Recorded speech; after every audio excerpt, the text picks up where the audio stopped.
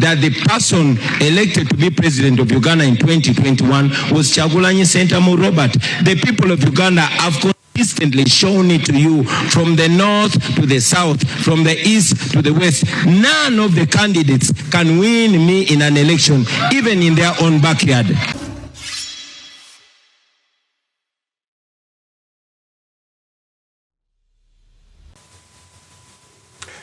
There was a presidential debate which was conducted by the NTV, and one of the people who came out assertively to show that he's capable is none other than Robert Kyagulanyi Ssentamu Bobi Wine. I previously made a video about the presidential debate which was going to take place, and for me, I had wanted for the debate, for the presidential campaign to take a different trail, but nevertheless, Bobi Wine came out assertively to show the people that is the best candidate. And indeed, there are two front runners. That is General Kaguta Museveni, because of being in the incumbent, but also there is Bobi Wine. Among all presidential contenders, there is none who has the support, who has the traction like Bobi Wine does. In fact, even the previous election, he was the front runner. That means he comes in this election with something to show. Okay, so Bobi Wine came out to show his assertiveness by saying these statements, which I want to dwell on. In fact, he said these statements. Here is a step.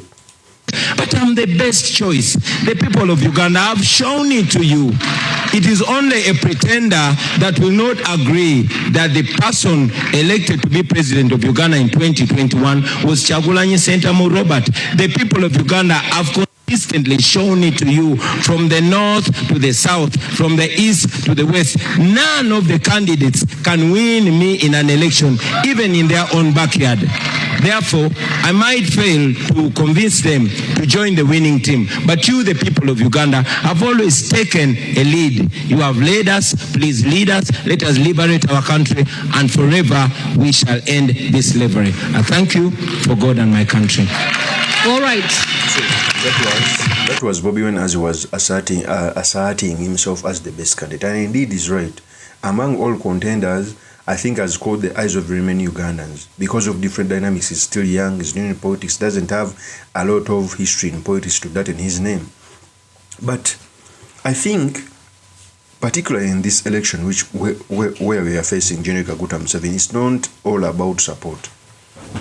Don't quote me wrong. Having support is that, for starters, any candidate who is supposed to remove General Kaguta Museveni at first must have support. But it's not only support.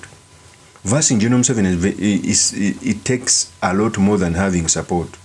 Although you better have a candidate who has support.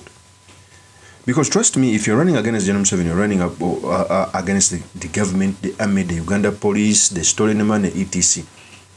Okay? And for me, as people who want change, we must understand the dynamics. Winning an election and taking power, they are two different things. We've seen in countries where a president is defeated and decides to stay in power. Okay, Ugandans should know that the support they show Bobi Wine must be converted to votes and later converted to the efforts of taking power. If all Ugandans knew that they have the utmost power against any leadership, Uganda should understand that if they wake up today and they decide that we no longer want you as our leader, it is possible. Even within members of parliament, you can wake up one time and you sign an affidavit for a member of parliament to be removed. The same as presidents. Just that the Ugandan people don't know the power they have. In fact, when Bobi Wine was closing his remarks, he made a wonderful speech. He came out to tell the Ugandans their noble cause, what they are supposed to do. In fact, he said these statements. At a time when at crossroads, at a time when all institutions of state are under capture, including the judiciary, a time when a judge sits to adjudicate, to decide a case, has not to look at what the law says, but consider what General Museveni wants. At a time when judges is by a person and yet is supposed to be by the Judicial Service Commission, a time when even a justice of the Supreme Court, Justice Chisache, is in exile because she fears for her having disagreed with the status quo, a time when political leaders are in jail, people like Dr. Kizza Besigye for no case whatsoever, where citizens are tortured on camera by those that are supposed to protect them, a time where social media is blocked. Facebook, as we speak right now, is blocked just because one person does not like it. A time when laws applied selectively, where some people are in prison for apparently being charged for computer misuse. And yet, as a person standing right here, I'm a victim of harassment and threats by the highest official in the military, threatening to behead me. In a time where a country is completely captured, I want you to know that a new Uganda is possible. A new Uganda. So that was Bobi Wine as he was outlining one of the issues that and the reasons as to why he rose up to take the bull by the horns. He talked about very many issues: the political prisoners, Besigye, Moses' bad manners. Because remember, Moses has never come out to say that he's going to behead him. It is the truth. Yet he's the commander of the army, the CDF. It's the reason why our constitution is like a cobweb, only catches small insects like flies. Yet the constitution is supposed to be the measurement of each and every individual in the country, on the morals, etc. But here in the country, there are those who can bypass it and those it catches. There are even those who, even after the constitution has come out to lay it bare, people decide to do the contrary. Let's continue with Bobi Wine's remarks. By the way, he even came out to say that Facebook was closed because a certain individual didn't like it. And by the way, MUSEVENI came out to talk about Facebook and the reason as to why he removed it. Let's continue with Bobi Wine. Come, and it's by you and me.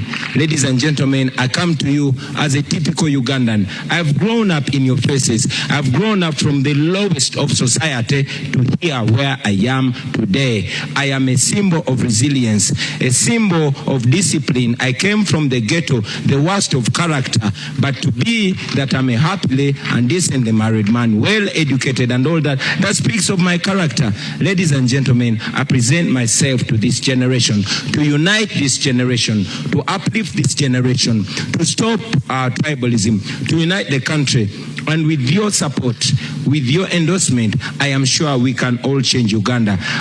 So, he even went on to talk about the ghetto. Normally, I just want to dissect each and every statement he speaks about. Because he said that in 4 minutes, I have a luxury of trying to interpret. First of all, he talked about rising from the ghetto. Very many revolutionaries didn't have a very good past. In fact, they come from the most humble society. Because first of all, for you to lead a revolution, you have to be double-edged.